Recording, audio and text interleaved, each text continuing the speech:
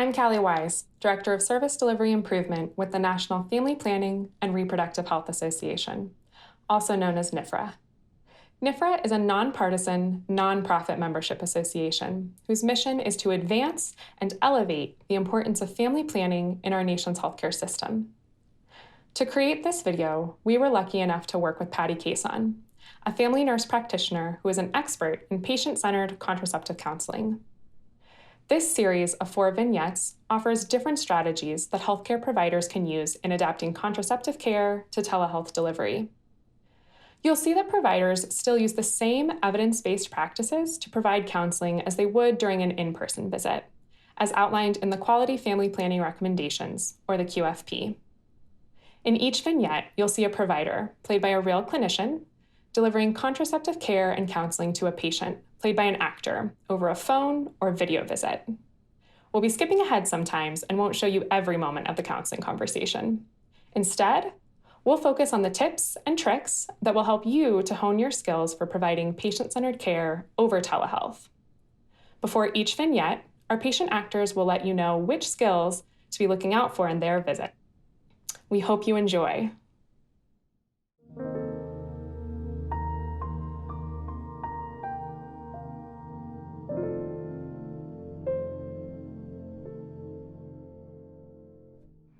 Hi, I'm Zoe Fuentes. In the following vignette, my nurse practitioner, Patty Cason, makes adaptations to ensure that my telehealth visit over the phone is patient-centered. She describes where she is to me and ensures me that my visit is confidential, which is really important to me. She asks me if I have privacy and makes sure that I am comfortable with my plan for the visit. I feel respected when she lets me tell her how I want to proceed with the visit and handle my dad potentially being present. When we are on the phone, we can't see each other's faces, and I feel shy about opening up and ask questions. And she even encourages me to interrupt her. And this encourages me to participate actively in the conversation. And throughout the visit, she pauses longer than normal to allow me to collect my thoughts and respond, which makes me feel heard and not rushed. And it avoids us talking over one another.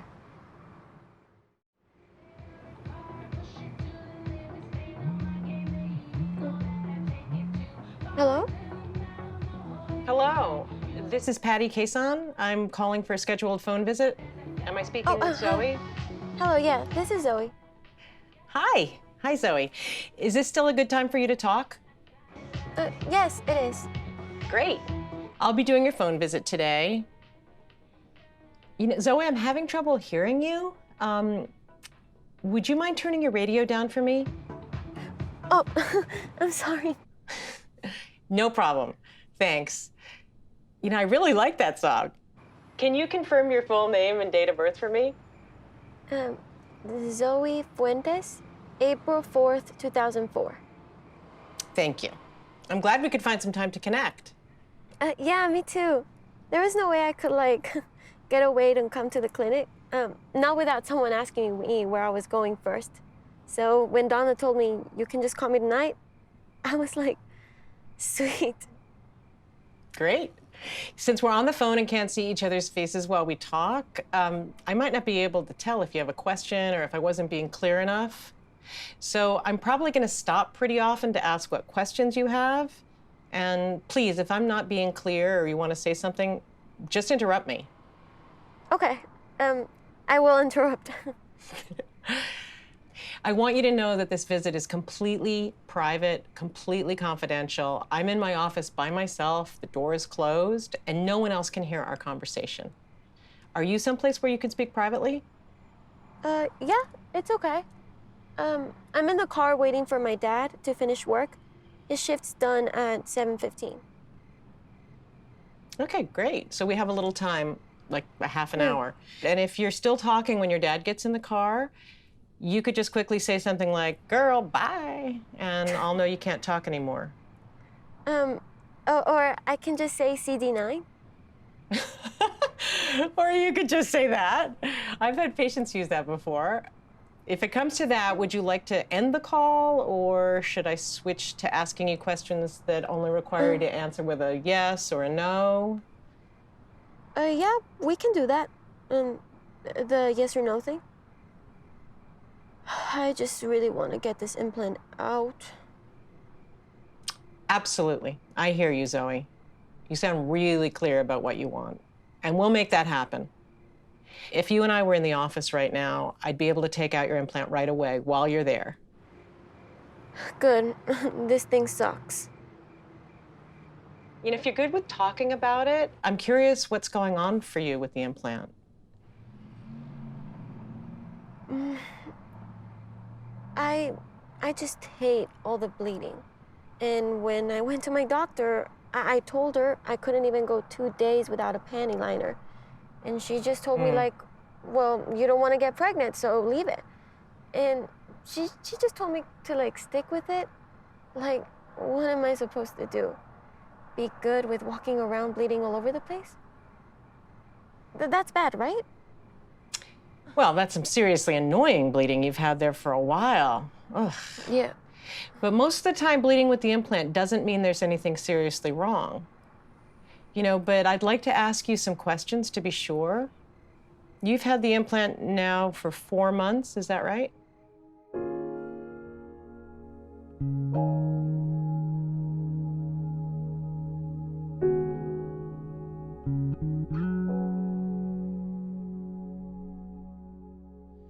Okay, well, given all that, it sounds like the bleeding you're having is not a sign that anything's wrong with your health. Well, that's good. Indeed, it is. And I should mention there are also medicines like birth control pills we can give you that could help fix the bleeding. So if that's something you want to think about, let me know. Mm, Actually, has your doctor or anyone given you medicine to help with the bleeding? no, but back when my period started, they gave me pills to make it regular. And how was that for you? It was okay. It worked. I just forgot to take them like all the time. Yeah, welcome to the human race. None of us find it very easy Right? to take a pill every day. Are you interested in trying a medicine to fix the bleeding you're having with the implant? Yeah, no, I'm good. Got it. Let's get that removed then. After we finish our appointment, Donna can schedule the time that works best for you to come in to have the implant removed. Could I go to the teen clinic to get it out? I go there sometimes with my friend. Absolutely. The teen clinic is a great option. And you can just walk in. It's open every day from 2 to 6 p.m., except Sundays and Wednesdays. Cool. I'm glad you and your friend know about our teen clinic. Zoe, do you think you might like to have kids at some point? I don't know. I think so. How important is it to you to prevent pregnancy until then? Very. Trying to keep my life baby-free. I can see you're clear on that, Zoe.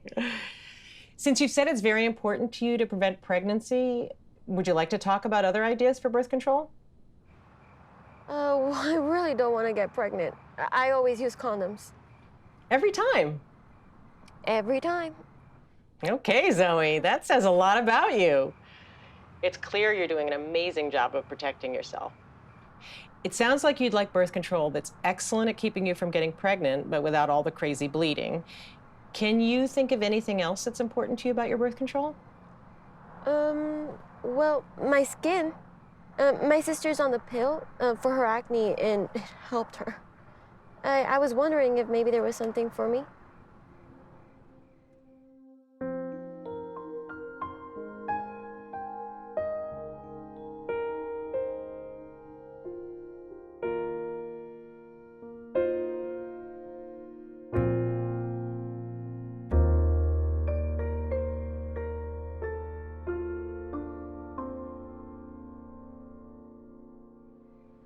Okay, so it sounds like you're most interested either in the patch or the ring. Hey, Dad! CD9? Okay, no problem. We're almost done, and I'll only ask you a couple of yes or no questions. If you use the ring, you'd have to put it in your vagina and take it out every month. Are you comfortable putting something in your vagina with your fingers? Yep. Mm-hmm.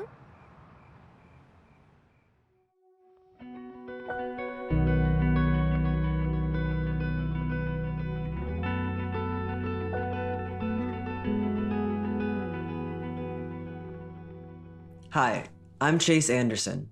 In the following vignette, Dr. Zapata will demonstrate ways to make our telehealth visit as patient-centered as an office visit would be.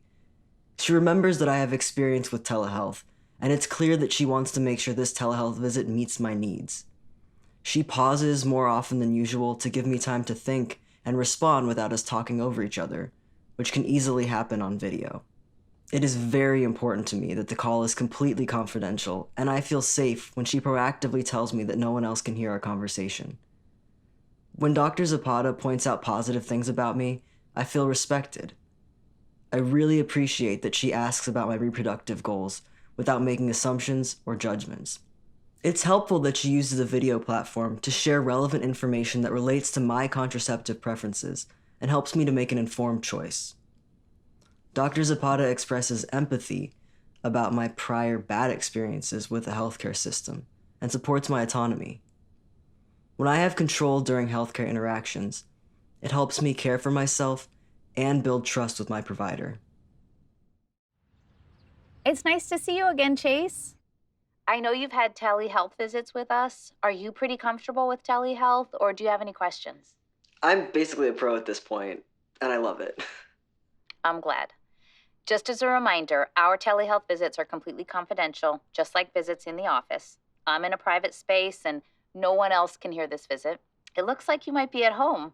You're in your music studio, right? I remember. It's so cool. Yeah, I am. This is where the magic happens when I'm not studying. I love it. So let's make sure I have your medical history up to date and talk about what we can do for you today.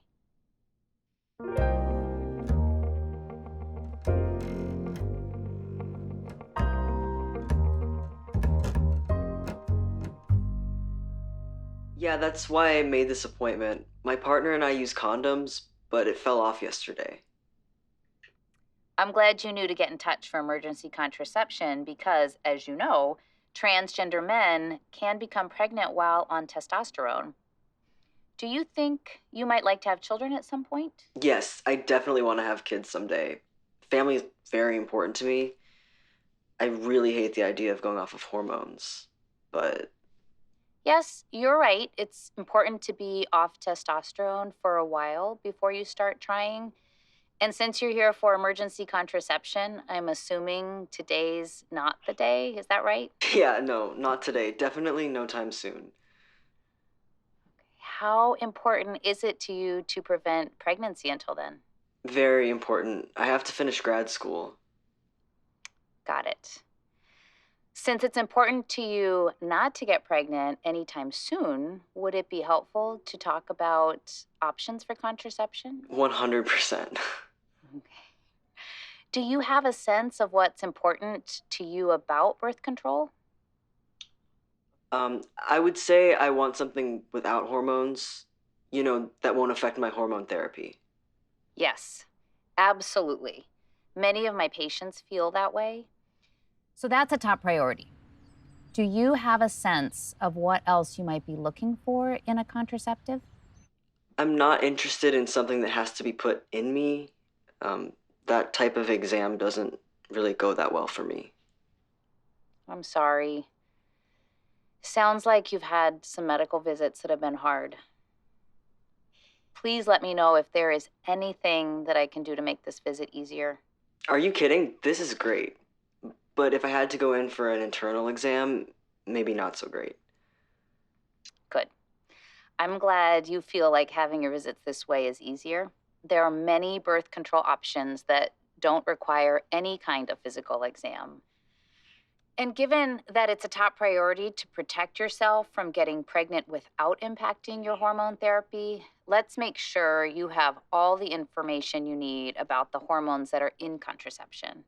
Many of my trans patients are quite knowledgeable about various hormones that we think of as male hormones or female hormones. I've had to learn more about hormones than any self-respecting electrical engineering grad student should ever have to. Well, Some methods of contraception contain estrogen, and I'm assuming when you say you want to avoid hormones, that for sure means estrogen. Yeah, I'm not really sure why I'd want to put estrogen back in my body. It seems nuts. The good news is that many of the most effective methods of contraception contain progestin, which is a synthetic progesterone, but no estrogen.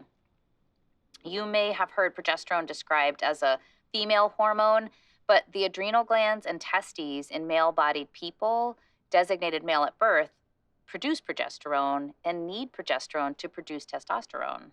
I have mostly thought of it as a female hormone, actually. But yeah, I do know that people designated male at birth produce progesterone too. We sometimes offer progestin to trans men to help stop the monthly bleeding. Do you have a sense of whether you would be comfortable using contraception with progestin in it?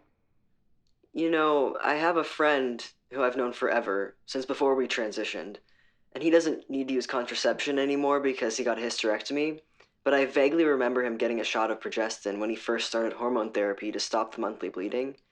So, sure, I'm game to try it. Okay. Well, that gives us a few options to discuss. And I'm going to send a link through the chat feature in here. It's just some more information you can read about progestin use, specifically for trans men.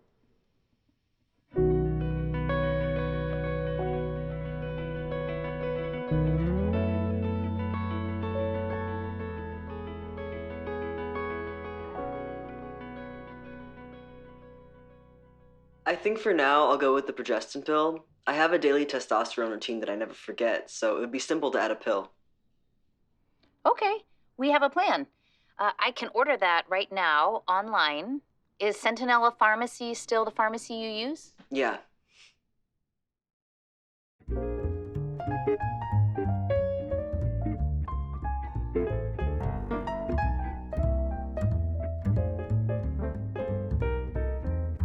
Hi, I'm Eva Johnson.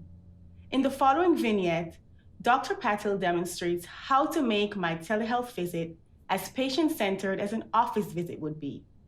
For example, she asked me about my feelings about having more children. She also asked about my past experience with telehealth. When she invites me to express any concerns I may have about telehealth and addresses how we will manage them, it makes me feel at ease about my first video visit. I really appreciate her reassurance that my visit is completely confidential and that she checks to make sure I have privacy. I feel respected when she accepts that I want to have my visit with my children present. It's really helpful for me to see the chart about birth control and the model of an IUD. And I really appreciate that she found a way to do that over telehealth. Hi, welcome. I'm Dr. Patel and I'll be doing your visit today. Can you confirm your name and date of birth for me? Yes, Eva Johnson, May 9th, 1988. Excellent. It's great to meet you, Eva. Have you ever done a telehealth visit before? I'm trying to remember. I don't think so. I've talked on the phone about test results and such, but this is my first visit like this. Just so you know, no one can hear our conversation. This visit will be private and confidential, just like a visit in our clinic would be. I hear some children there with you. Do you have any concerns about privacy? Those cuties are my constant companions, so no worries there. I'm just relieved we're able to do this from home.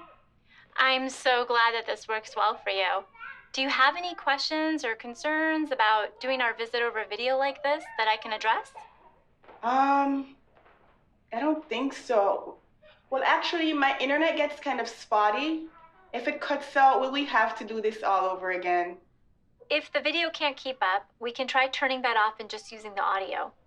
And then if it's still not working, we'll hang up from this video call. And I'll call you on the cell phone number that you gave Samantha, the medical assistant, during the first portion of your interview. Sounds good. We're going old school. I like it. Exactly. You should think of this visit the same as any other, except that if we determine that there's any physical exams or lab tests that need to be done, we'll need to schedule a follow-up to take care of those. And if at any time you decide you'd rather stop our video call and instead come to the health center another time, you just let me know and we'll get you scheduled for an in-person visit. Thank you. This should be fine.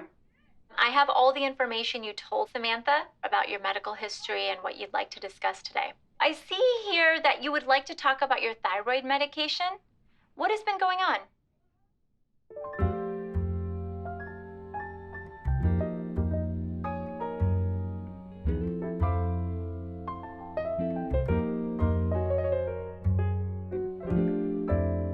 And do you think you might like to have more children at some point? No. I mean, I'm not overwhelmed or anything, but this is a lot. How important is it to you to prevent pregnancy? You know, my oldest was very clear about no more siblings, and I agreed. So, extremely important. Given that, would you like to discuss your options for contraception? I see that you've been on the pill. Yes, that's part of the reason why I made this appointment. I kind of love to hate the pill. Well, let's aim to find something you love to love. Samantha sent you a chart about birth control during your intake earlier. And I can also share my screen so we can take a look at it together. Okay, give me a moment. Can you see the chart now? I can. It sounds like one of the things that you're looking for in a birth control method is that it's really good at preventing pregnancy. Do you have a sense of what else is important to you about your birth control? I'm not great at remembering to take my pill. I have so much going on with the kids and work. You are not alone. Most people find it really hard to remember to take any kind of pill every single day. You may prefer a method you can forget about, but still works really well. Do you have a sense of what else you're looking for? I would really like something with no side effects. When you say side effects, you mean? Weight gain. It took forever for me to lose the baby weight since I was on the pills. I mean, I stayed on it because it was better than the unbearable cramps and the heavy periods that I would get when I was not on the pills. But is there something else that I could take that would help with the bleeding and the cramps? So on our chart here, the forgettable methods that can decrease your bleeding and help you with your cramps include the shot, the hormonal IUD, and the implant. And given that you're concerned about weight gain, I would take the shot off that list. Not all women gain weight, but some do. Okay. I was wanting to ask about the IUD actually. Here's what it looks like. It's about the size of a small packet of sugar or a set of stacked ice. Actually, I got an IUD put in right after my last baby was born. And I mean like right after, as in the delivery room. But it fell out. So I assume that means that that isn't something that I should try again. I can see why you'd wonder about that. I was pretty bummed it didn't work before.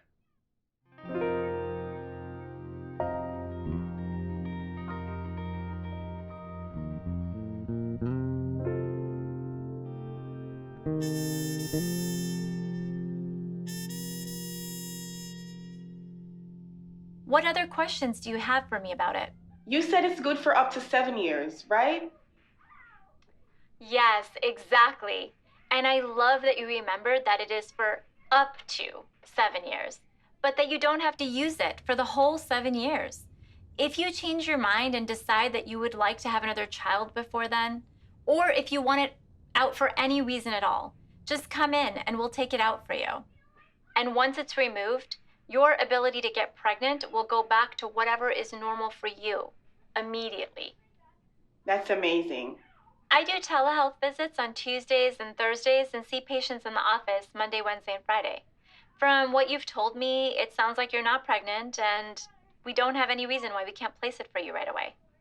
We hold some appointments open on the day after telehealth visits so that if someone needs an in-person visit, like to get an IUD, we have an availability the next day. As soon as we're done, I will transfer you back to Samantha so she can find a time that works well for you. Thank you so much. Samantha will send you electronic copies of the couple of forms we will need. We'll recap everything together in person and go over any more questions, so this is not your last chance to ask. But for now, do you have any other questions about what you should expect that day?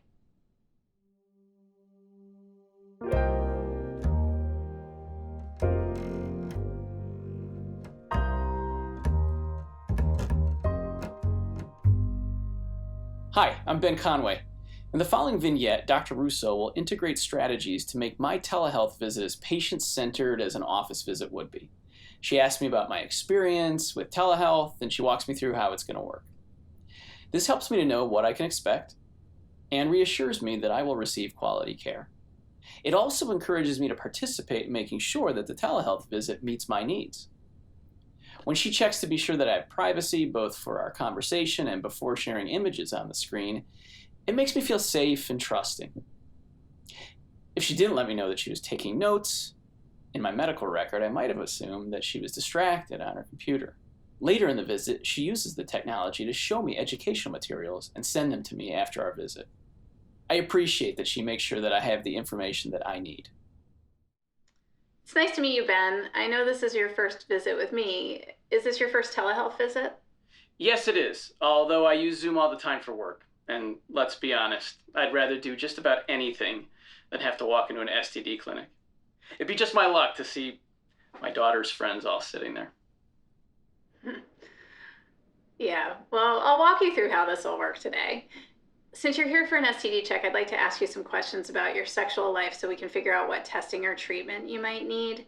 These questions can be sensitive. Are you someplace you feel comfortable talking today? Yeah, I'm fine with that. I'm at work, in the office with my door closed. Okay, and while video visits are really convenient, sometimes they can be a little awkward. I'm going to take as few notes as possible, but I just want you to know that when I look over here, I'm not distracted. I have another monitor up, and I just want to have your chart up so I can take some notes on it. So I just want to make sure I get everything down. Thanks.